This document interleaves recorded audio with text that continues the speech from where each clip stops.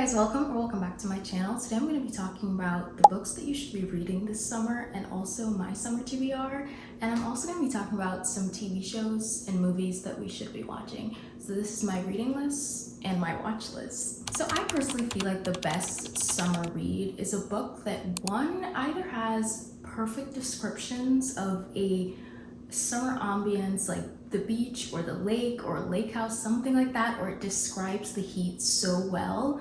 Or I think books that describe lots of summer activities like people going kayaking or just having fun outside in the sun, like that gets me in such a good summer mood.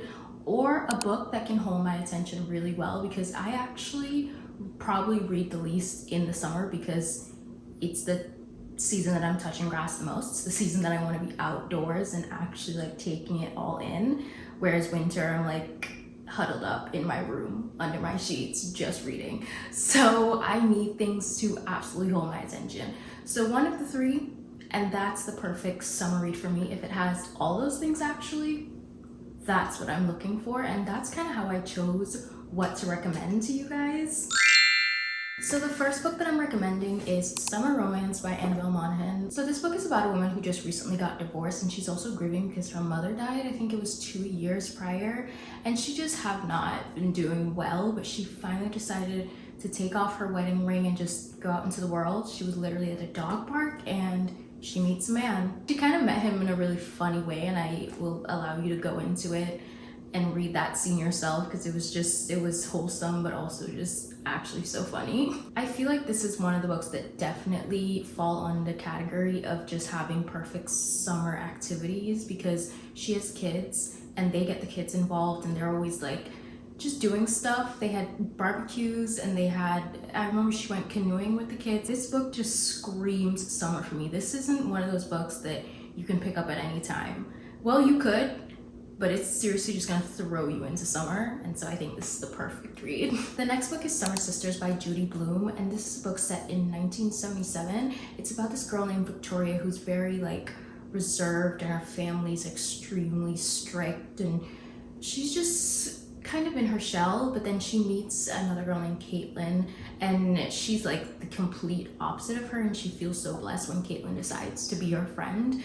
And so every summer Caitlin invites her to Martha's Vineyard where her family lives, and so she's been going there every summer, and they just have this like intense bond and friendship, and we spend all of the summers with them until something happens. Actually, you find out that something is happening in the beginning, and then it shows you all the summers and how we got here, because where they are at the beginning and how you're reading them throughout the summers is you're kind of just going to be sat there like, how did we get here? Like, I need to know, and I need to figure out what led us to this moment, because what, and the ending is like really interesting. I didn't expect to love this one so much. It's a book that I picked up very randomly, again because summer was in the title, and I was like, it's summer, perfect, this is what I need.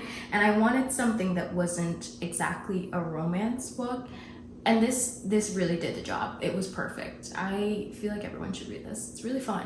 This book for some reason reminds me a lot of that book, I think it's called Mary Jane, and I know a lot of people love that book. I didn't love that one that much, but the vibe of it for some reason, like the girl in the 90s, no, well, she's in the 70s. I think Mary Jane was in the 90s. Point is, a time that I wasn't born yet. A young girl with strict parents, and then she's like meeting people and kind of coming out of her shell. Like, it has that similar effect, if that makes sense. I think if you liked that one, you will like this one. The setting just gives me the same vibe. So the next book that I'm recommending is True Colors by Kristen Hanna, and this book is about 3 sisters, and they take on very stereotypical roles. Like, the eldest daughter is the one who's burdened with like responsibility, and she's constantly seeking her father's approval, and she just feels like so much pressure.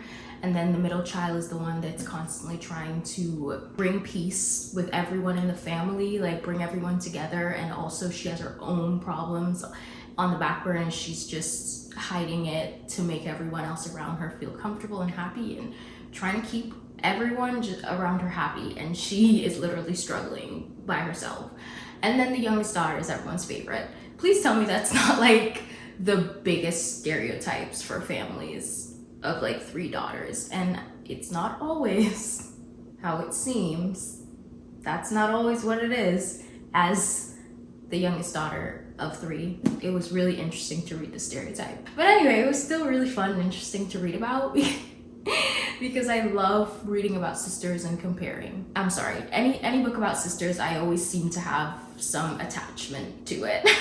But basically something happens in their small town. They're on a seaside ranch and a huge crime happens and there's a trial and everything, and everyone in the family is kind of on different sides of it, so it tears them apart, and we just kind of go through that. There's a lot more and a lot more depth, but I'm not gonna tell you because why would I spoil it for you?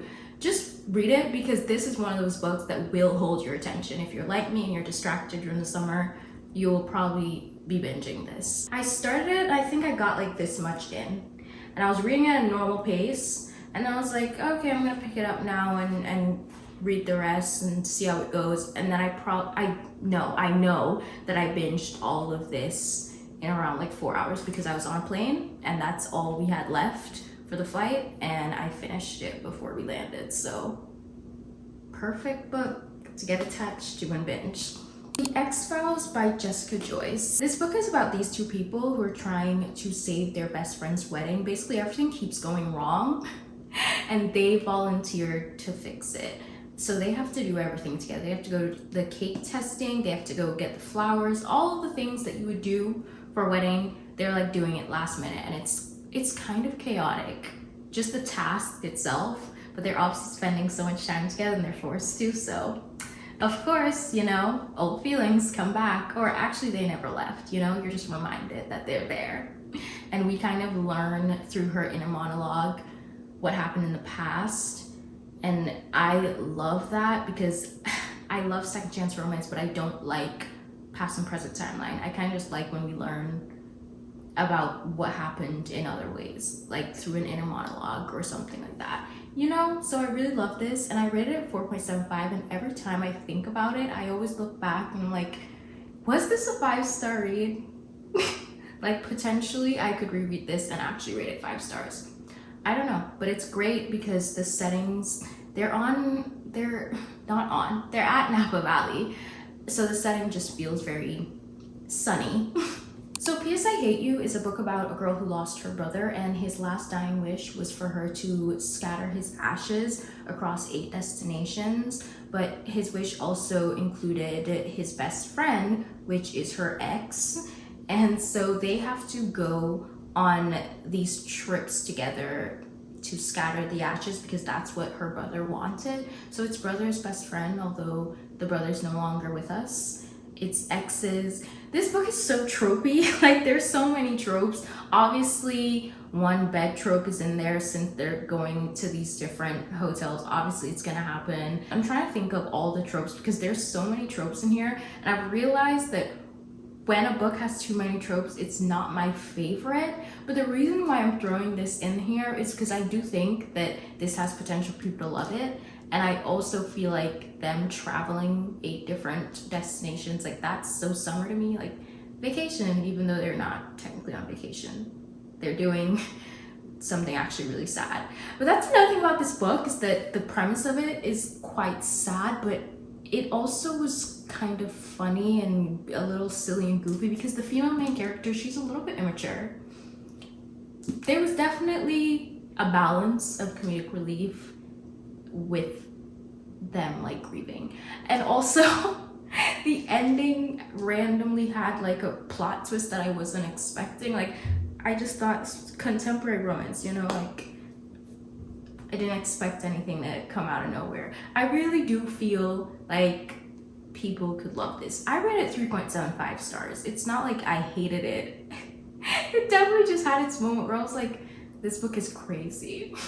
So I have 2 books by Taylor Jenkins Reid, and I feel like her books in general are great for summer. I don't know why.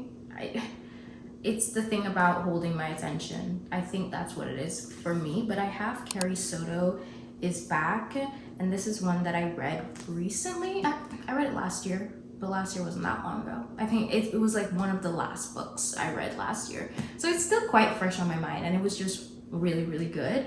It's about a woman who is coming back to fight for her title. She's going to defend her title. She's been the best, Carrie Soto, she's been the best for the longest time, and she's now 37. She's coming back to defend her title, and a lot of people think that she's too old to be doing it. And it's just like, there's a lot of important topics in here about a woman in sports and how she's treated just based on her age. I mean, in general, people in sports, as soon as you start getting old, it's like you're expired. But women specifically, obviously that's our topic at hand. This book held my attention so well, which is shocking to me because I don't really care that much about tennis.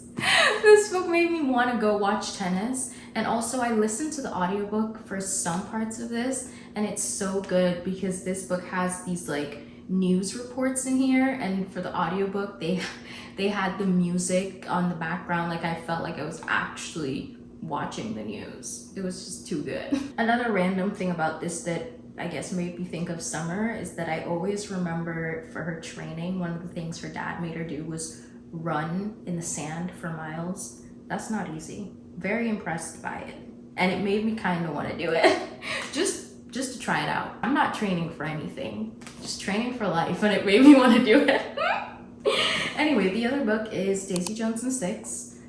I know, you're probably throwing tomatoes at your screen right now because if everyone else isn't recommending Daisy Jones and the Six in every recommendation video ever, I've probably done it in every recommendation video I've done. I'm sorry. It's just, if you haven't read it yet, I need to let you know to go read it.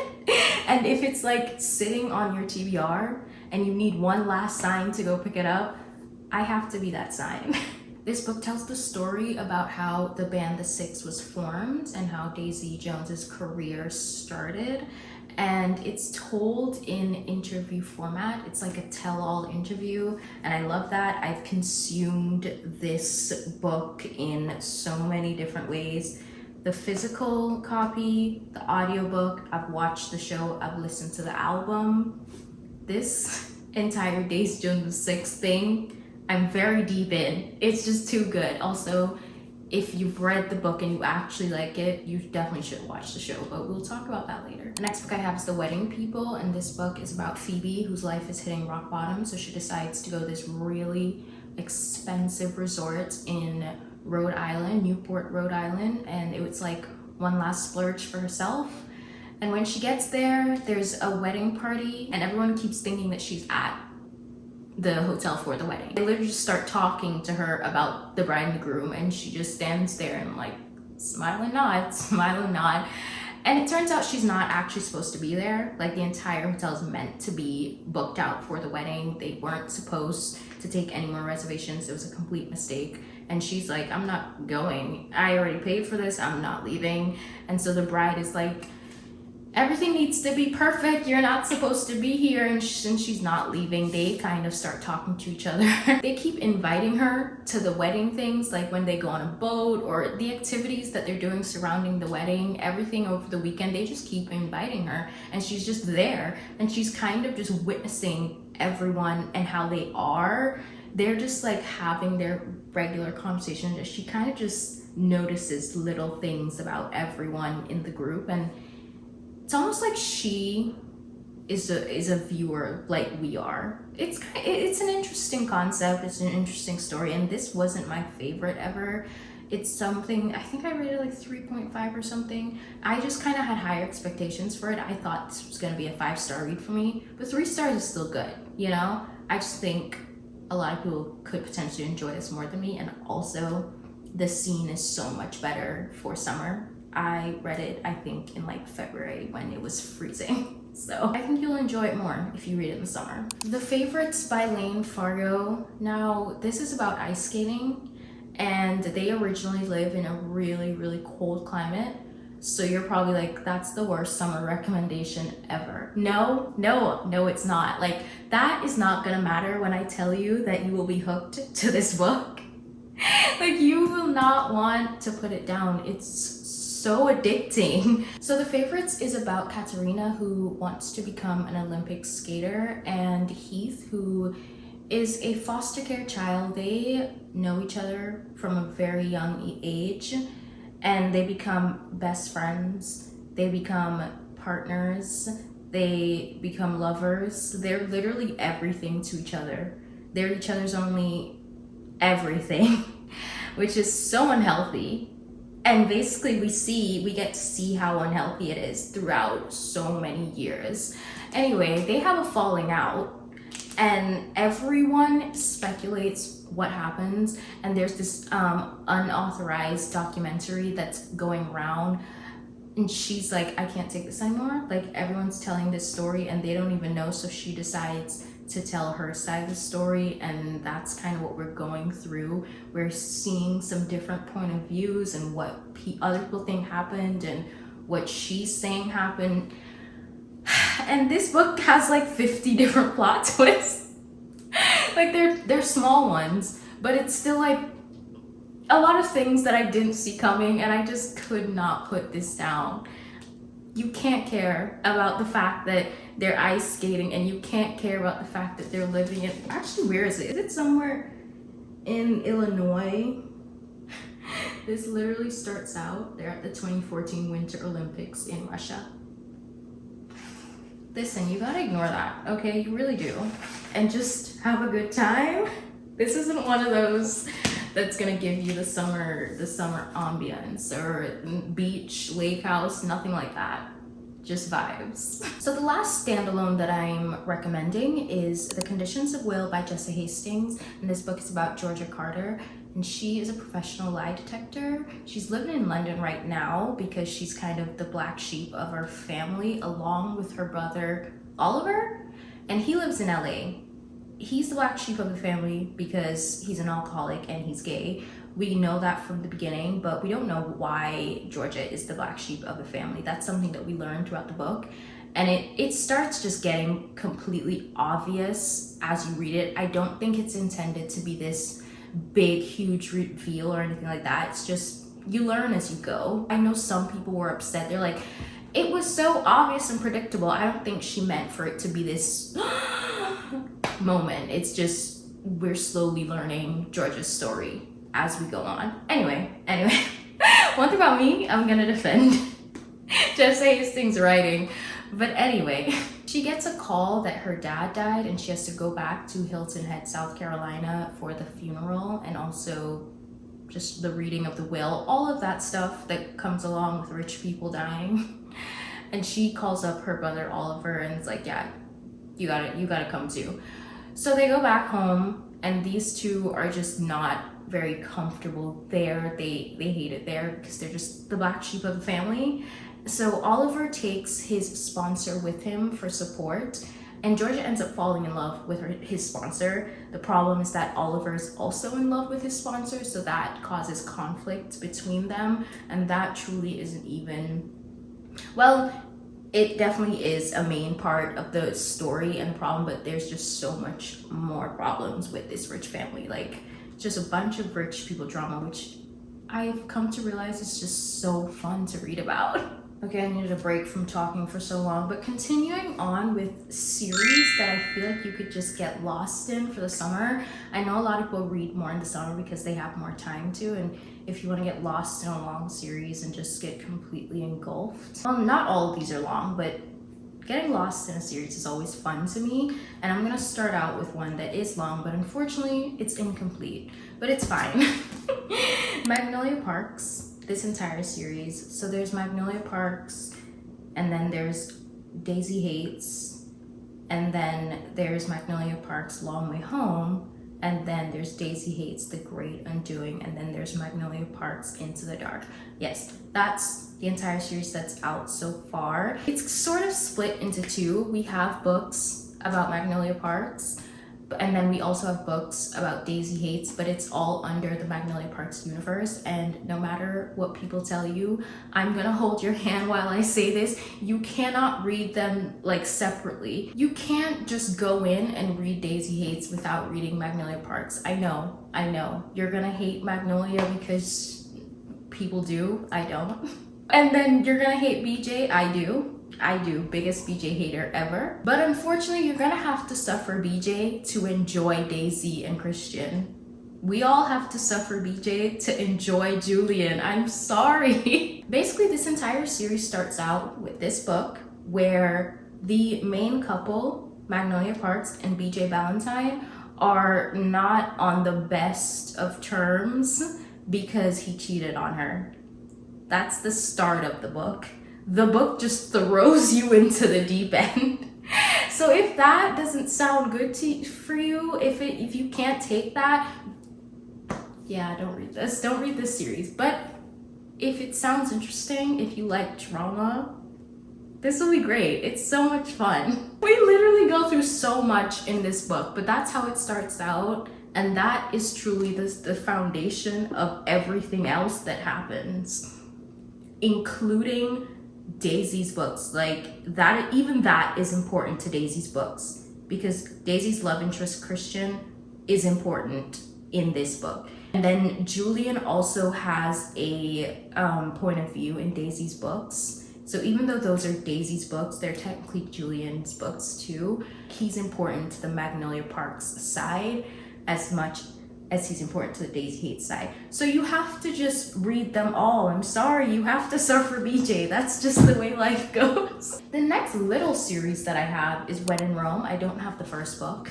I have Practice Makes Perfect and Beg, Borrow, Steal. This is by Sarah Adams. The last book comes out next year, but I just feel like these are just so fun. It's an interconnected standalone series with siblings as the main characters. It starts out with the brother, and then I think this is the youngest sister, and I think this one's the oldest sister.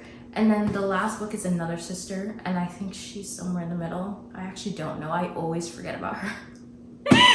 But I'm excited for a book either way. But this is just such a fun little series in a fun, cute town. Nothing too serious, and I know that's good for the summer, you know? Just a fun little, you could read these on the beach and just have a good time. Another interconnected standalone series that I have, where I also don't have the first book, the Part of Your World series.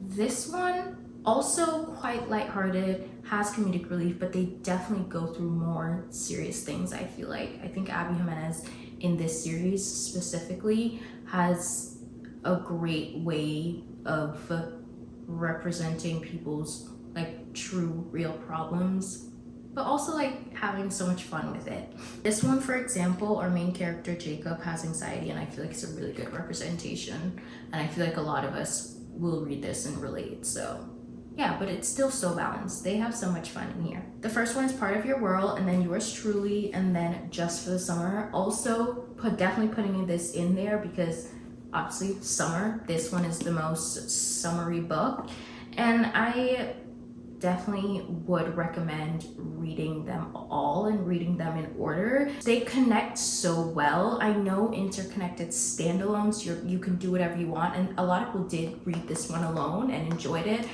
but I don't know, the connections between this one and the first one are just too good.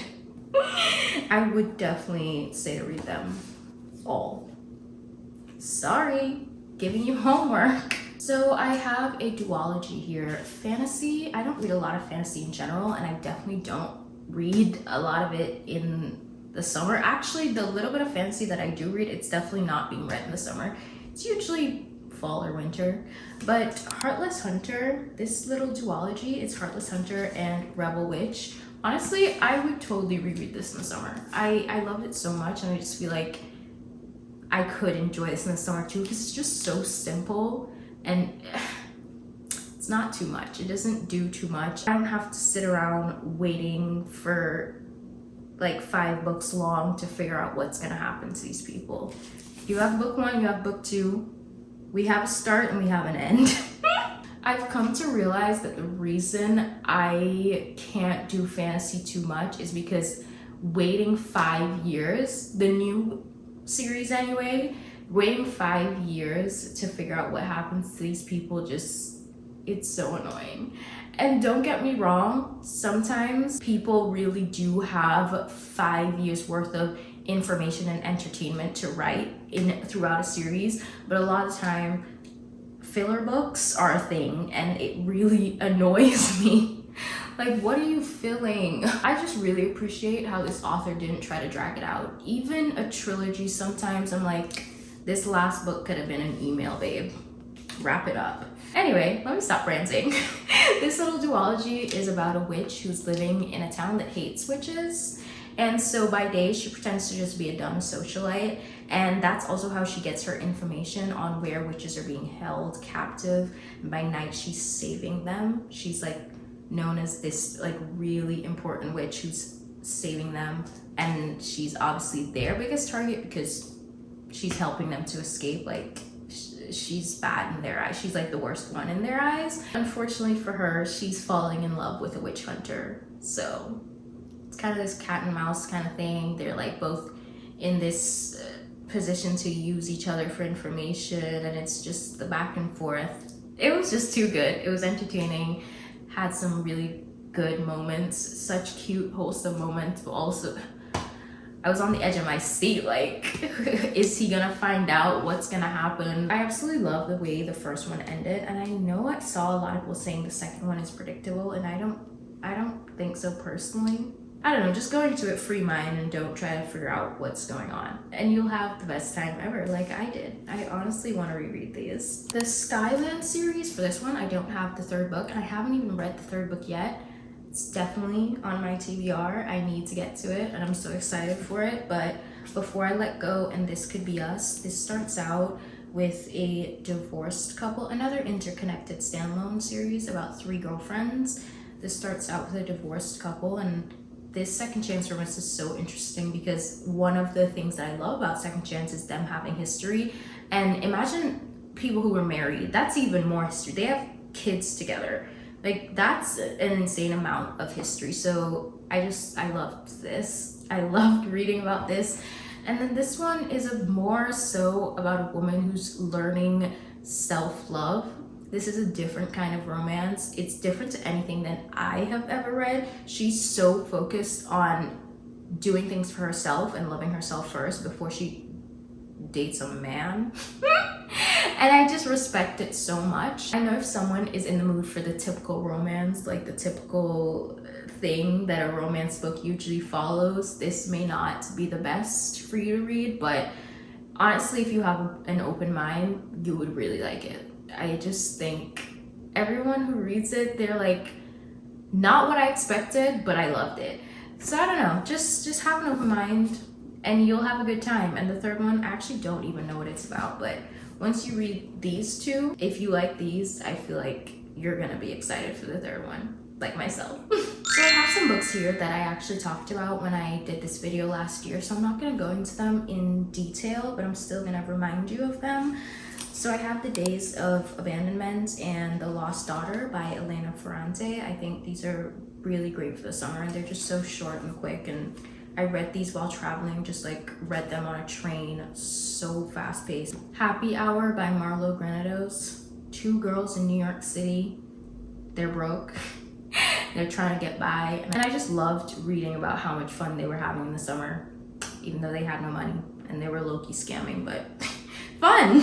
You Made a Fool of Death with Your Beauty. This is about a girl who goes on vacation with a guy she started seeing. It's very new, and it turns out that when she gets to the island,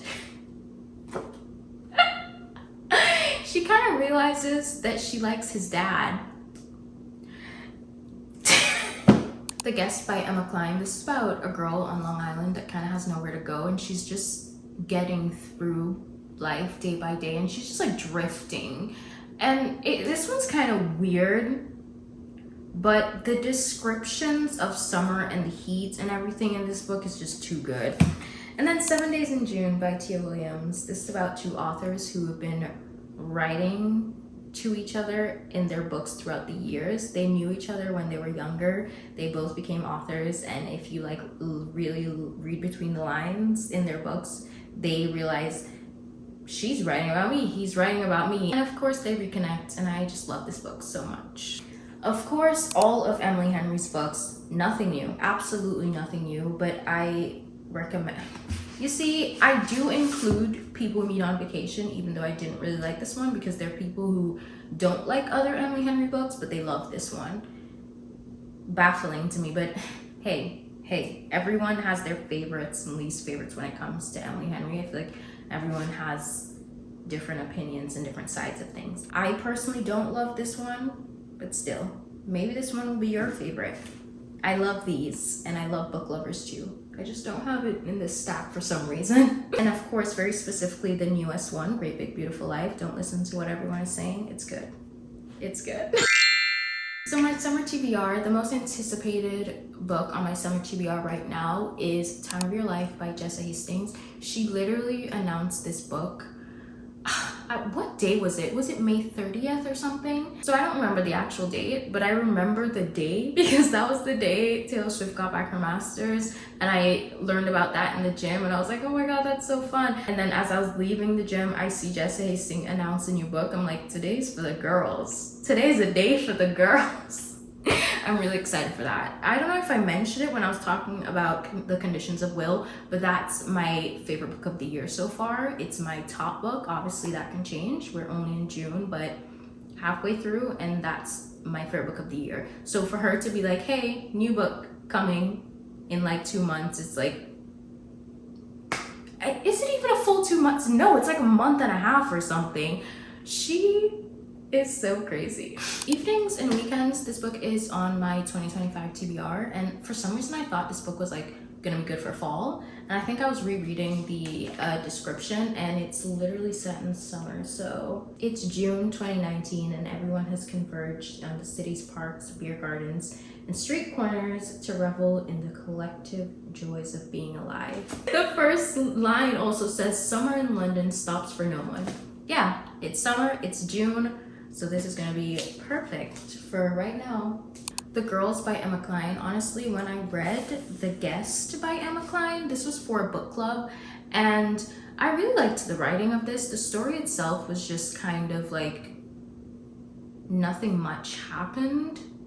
It's not that nothing much happened. Things were happening throughout it, but I expected a bigger ending. That's what it is. The ending kind of let me down a little bit, but it was still good. And I felt like a lot of people in the book club was saying that this one was better. Like people chose this and had higher expectations because they really liked this. So I thought I should get this and try it out. I know this one says, at the start of summer, teenager Evie Boyd sees a group of girls in the park and is immediately struck by their freedom, their careless dress, their dangerous aura of abandon. That definitely drew me in, and it's summer. The Paradise Problem by Christina Lauren, also on my 2025 TBR. Now's the perfect time to read it. It's a love story by Annabelle Monaghan. Since I loved summer romance so much, I think I would love that one too. Also on my 2025 TBR. So I have Name Your Price. I don't know if this is gonna be good for the summer. I just feel like it'd be fun to read at this time. I know this is about two exes who hate each other, and they're going on a reality TV show or something like that. They're exes and they're forced to live in this house together for a reality TV show. Just kind of sounds like nothing I've ever read before. Problematic Summer Romance by Ali Hazelwood. I don't know why. Ali Hazelwood, I like her books, but her recent releases haven't been calling my name, like Deep End and Not in Love. I haven't been drawn to them, but this one, for some reason, it just sounded so good to me. And I just realized, well, I didn't just realize, like I saw people saying that I think this book is directly connected to Not in Love, so I don't know if I should read that one first or not. But more interested in this than that one. But I'll look it up. If I do need to read that one, I will. But yeah, I'm excited for this. One Golden Summer by Carly Fortune. I have high hopes for this. I hope I'm not disappointed. I did like Every Summer After. Didn't love the other two books by this author, but since this one is directly connected to Every Summer After, that's why I have high hopes. This one is about Charlie, who was the brother in Every Summer After, so hopefully I love this one too. I've been seeing such good things, and I've been seeing that Charlie is so charming and he wins you over, so I'm ready to be won over. Atmosphere by Taylor Jenkins Reid. Kind of on my TBR, kind of not, because the funny story about this is that I recently started using TikTok again. It's just randomly scrolling. I also started making videos too because I thought it was fun. I was looking at people's videos and like, this looks fun. So I started making my own. Fun, great, loved it. And one thing about book talk is that they do not know how to talk about a book without spoiling it. Like, I've seen so many videos of people saying, what goes on BookTube? Why don't they like book talk? Why does BookTube hate book talk? And I don't actually know why, but here's my thing about it, is that book talk literally does not know how to talk about a book without spoiling it.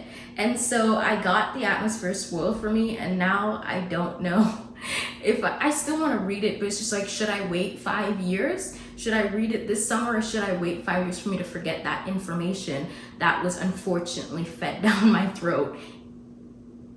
And that's another thing about TikTok and YouTube. Like, for YouTube, if I see, like, for example, if this book was on my TBR and I see that someone was reading it in a reading blog, I'm not gonna read that. I'm not gonna watch that video. I'll watch it later. Like, I literally save it for later, and then I'll read the book and I'll go watch the video after. I don't watch things when, or sometimes if I really love the creator, I will skip ahead. Just skip that portion and watch the rest of the video. But with TikTok, you don't really have a choice. You scroll and it's just like, they yell the spoilers to you. So now I'm really just trying to avoid book talk. Anything that has to do with books on TikTok, like I will watch other videos on TikTok. I'm currently on the Love Island side of TikTok. Everyone was talking about that. And that's great, love it, but book talk, I hate it actually. And the last one is Before We Were Innocent. I just felt like I've been waiting for summer to read this. It just felt more fitting for some reason. I think I will enjoy it more in the summer because it's about these girls who go on vacation in Greece and one of them didn't come back. I don't remember if she disappeared or she was killed, or oh yeah, she is dead, unfortunately. But yeah, they spent a summer, a sun-soaked summer spent in Greece. So yeah, that just felt more fitting for summer. Was saving this one. Can't wait to get to it. So those are the books that I want to read over the summer. And now I want to talk about what I want to be watching over the summer, what we should be watching, so we can discuss. So I know I already talked about Daisy Jones and the Six, and let's talk about Daisy Jones and the Six again because the show is so good. I remember when they first dropped the cast of Daisy Jones 6, I was like, no. Like, I don't think this is gonna be good. I don't think it's gonna be a good cast. I was wrong. I was so wrong. It's such a good cast. Like, the people are actually perfect. I think unfortunately, for some reason, when I was reading it the first time, I did kind of think that they were a little bit younger than what I was seeing. But no, it suits it very well. And the kind of problems that they were having definitely does suit a little bit older than what I was thinking. They're not old by any means, but just a little bit older than what I originally thought. The cast is perfect. One thing I will say is that if you have already read the book and you love it, there is one thing that did change when it comes to the plot, because they always do that. You know, they always do that. And the first time I ever watched it, I was like, oh, why did they do that? But at the same time, it's like, it's TV. I think you have to like take more risks when it comes to TV to keep people more interested. That's just what I'm thinking. I love the show a lot, and I don't think that it ruined my experience watching it because I have actually rewatched it like 3 times. And I said this year that I wasn't gonna reread the book because I don't want to get too tired of the book. I've reread the book like 3 summers in a row now, so I was like, okay, I won't do it for a 4th.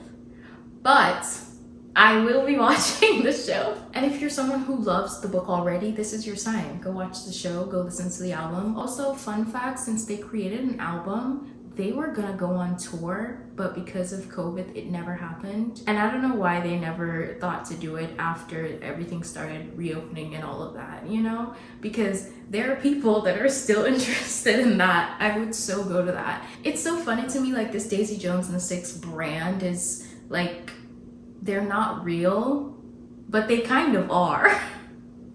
Like, they aren't real, but they have a whole album and they had to sit down and record that album. And if they did do the tour, they would have been a band on tour. So are they real or are they not? They're obviously playing roles on TV, but I just feel like when it comes to a tour and being a musician in real life, at that point, it's just real to me. The next thing that I'm definitely rewatching is Call Me By Your Name, a movie that is also based on a book, and I don't really love that book, but it's one of those movies that I may not love the plot or agree with what goes on in the movie. Obviously, I don't agree. But the visuals in the movie is just so good. That movie just really brightens my mood every summer. Just seeing it on screen is just, it's so beautiful to look at. It really just alters my brain chemistry. Like, summer starts after I've watched Call Me By Your Name. You definitely should watch it and see what I mean. Like, I don't know, that little filter they have over the movie, the little orange filter, I need that over my life. I wish that's how I saw the world. A movie that is literally in cinemas right now, The Materialists. I actually don't even know what this movie's about. I think it's a love triangle. The three main actors are Dakota Johnson, Pedro Pascal, and Chris Evans. You see, whoever decided to put Chris Evans and Pedro Pascal in one movie was thinking about me. And they were thinking about how to make me happy. That's the only reason I want to see it. I'm sorry. What is it about? I don't know. We'll go figure it out together when we go see Chris Evans and Pedro Pascal on the big screen together. The Summer I Turned Pretty season 3, I'm pretty sure it's coming very, very soon. I actually don't know when, but I know it's coming very soon. The trailer dropped, everyone's talking about it. Red cinematic version was like the background music. I'm just ready for it, and I'm so happy that I will be watching it, and then I will be able to go to the beach right after. I feel like the other seasons of The Summer I Turned Pretty, I was watching it and I was so far away from the beach, it was giving me anxiety. I was watching, I was like, I want to go to the beach so bad, and I couldn't because it was way too far away. But now I can. I can watch an episode and not be jealous. I can watch an episode and be like, you know what? Me too. Ginny in Georgia, also the third season. Is it the third or the fourth? It's the third, right? Yeah, it's the third. I already watched it. I already watched the entire thing. And let me just say, best season of Ginny in Georgia ever. And if you're gonna start the show now, the first 2 seasons are really cringy and might be hard to get through. But the show has always had some good drama in there.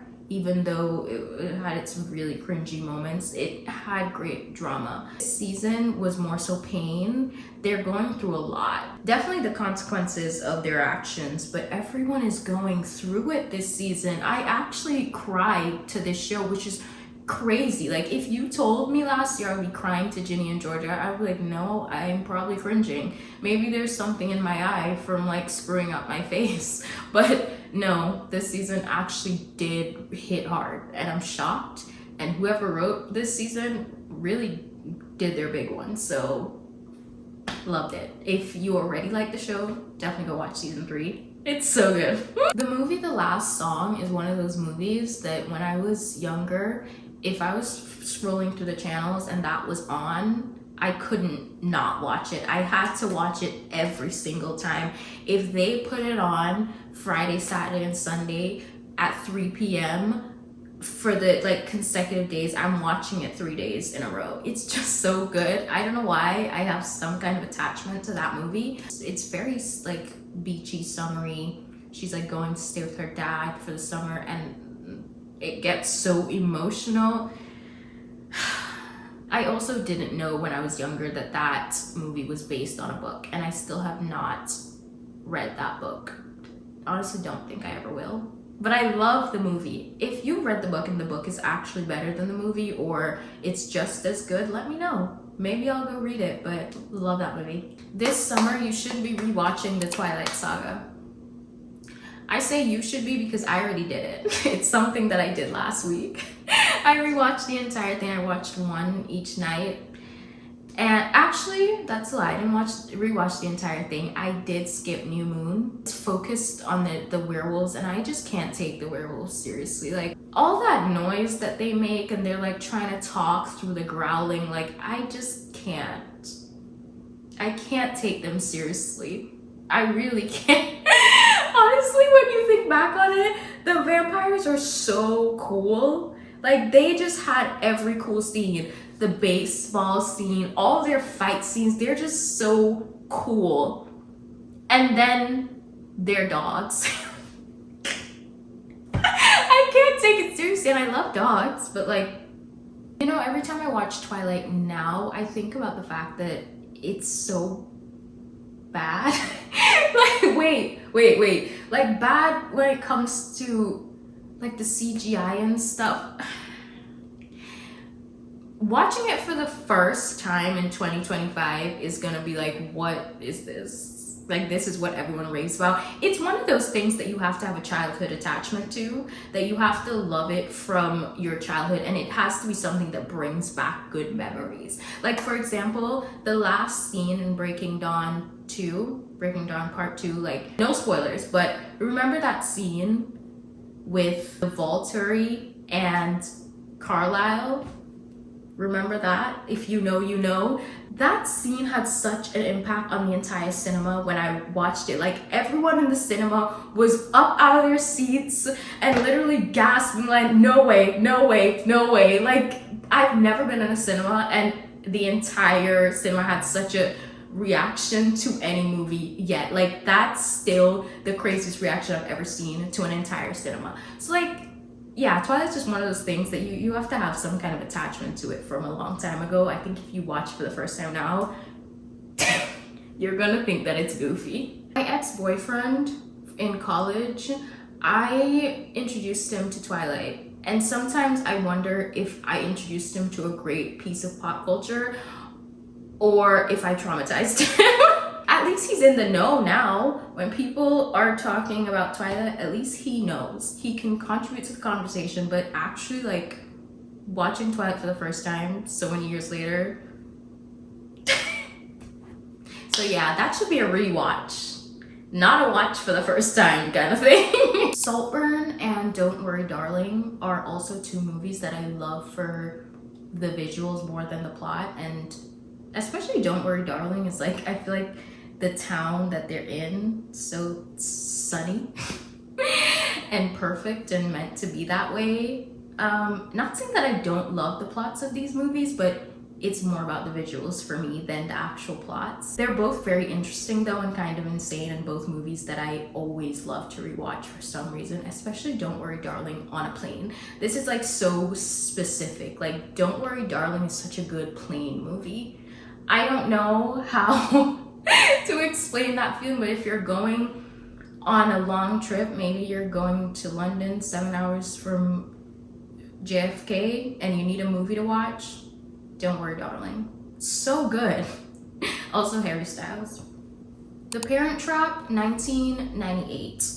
Listen, the original one, I don't know anything about it. I don't know if anyone thinks it's better. That's not the one I grew up on. The Parent Trap 1998 with Lindsay Lohan is one of the greatest movies of all time. I don't care. I don't care. It was truly ahead of its time.